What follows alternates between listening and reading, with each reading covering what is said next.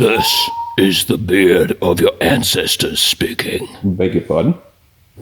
Build me an axe worthy of a space wolf. Alrighty then.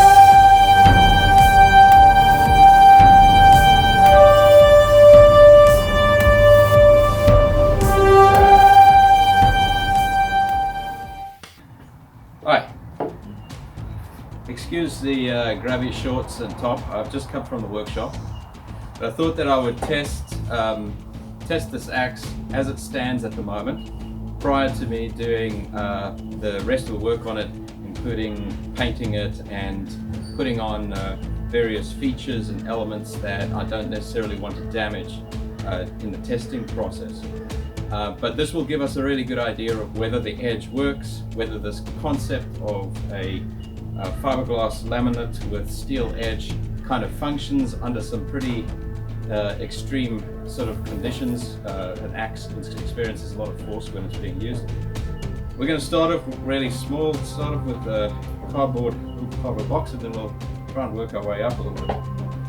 Let's see what happens here.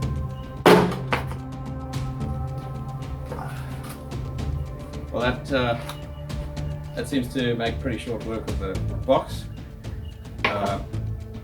No damage on the edge that I can see. So we'll go up to something a little bit more substantial, go up to a little piece of pine.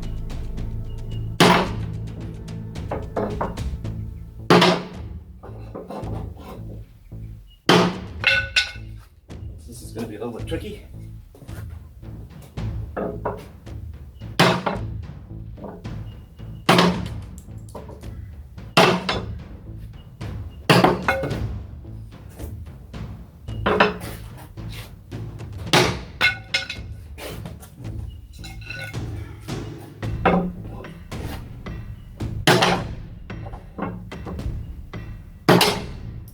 Being a little bit ginger with it, but again, I don't see any damage to the edge. So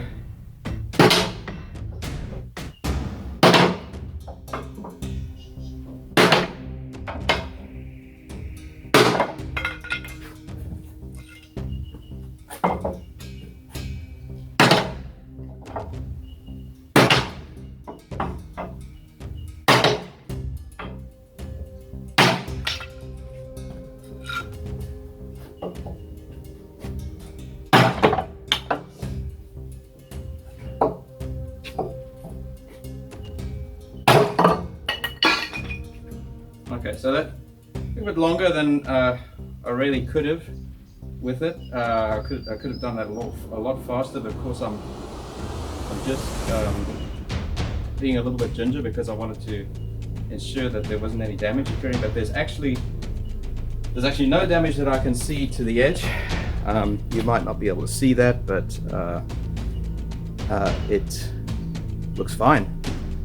No damage to the fiberglass, which was my big concern, that there might have been some damage to the layers of fiberglass on either side of the blade, the steel edge, but nothing. And of course the steel edge is pretty hard steel, so that's not being dinged by anything I'm doing at the moment.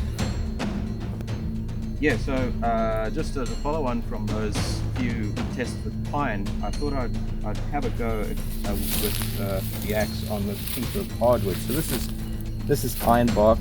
It's about as hard as you're going to get typically around here, and as you can see, I've been hammering away at it a little bit, and it's chipping nicely.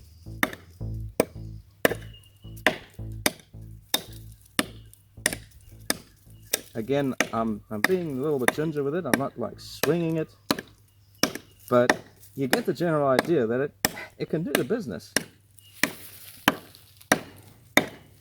And again, there's the edge. No damage, no damage to the edge. So quite surprising, because I really thought that when I was going to put it under, subject it to this kind of stress, that the glass fiber might delaminate from the steel or warp or something or other, or split to splinter, but it's not. It's dealing with this quite nicely. And as I said, it's chipping well. I wouldn't want to chop a tree down with it, but that's not what it's made for, is it? It's made for space wolves. This is just to test the power axe's powered function. I'm not going to test this to a great extent. Actually, a little bit nervous of the arrangement. It's very similar to the powered arrangement I had for my Astartes powered spear that I made a little while ago based on my folding titanium spear platform. As you can tell from that video, if you go and have a look at that video, it suffered from a critical failure that shorted out through the bodywork of the spear, and there was a catastrophic meltdown of the power cell of the battery. In this case, it's not as complicated a weapon.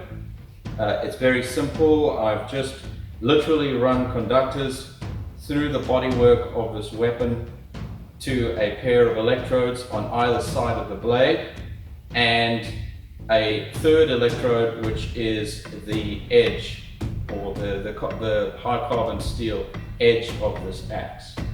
So the arrangement is that there are two electrodes on either side of the blade, and these two electrodes are equipotential, and then there's a single electrode which is the edge of the axe, the high carbon steel edge, and the potential difference between the side electrodes and the edge electrode is what delivers the current into the target. So just to test that, I haven't got any switching in this one. Switching was a problem for the last one, and I haven't got the necessary components to fix that problem, because we are switching quite large currents, low voltage but potentially high current. So I haven't fixed that problem yet. It's just permanently on when the battery and the power cell is installed. So to show you that it is live, this is some steel wire, and if I place it across the electrodes, you can see that's happening. It's the high resistance of the steel wire is causing a lot of current to flow through it, and it's overheating and essentially fusing.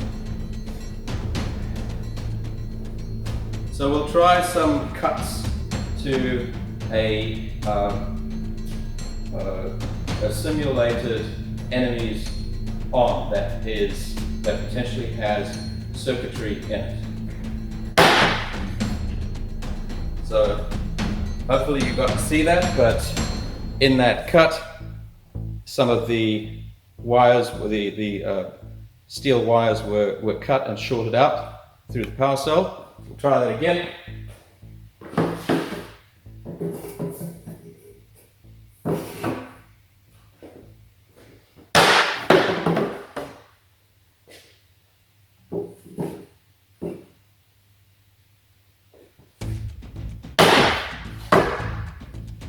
So hopefully you can see that happening there in real time.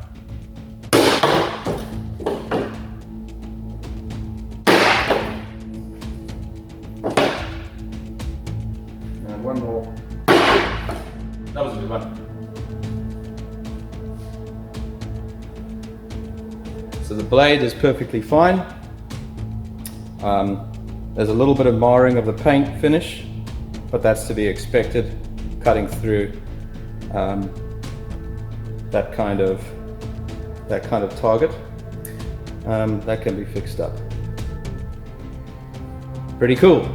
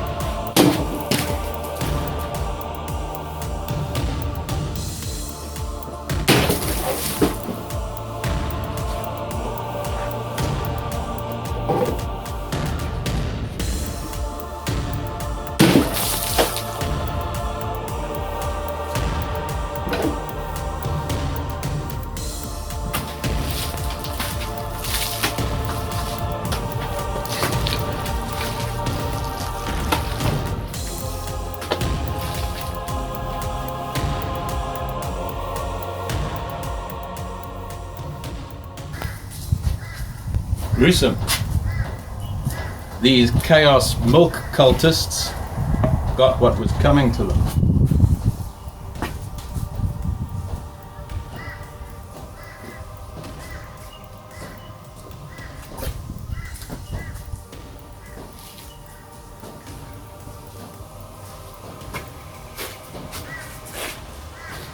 The Emperor protects.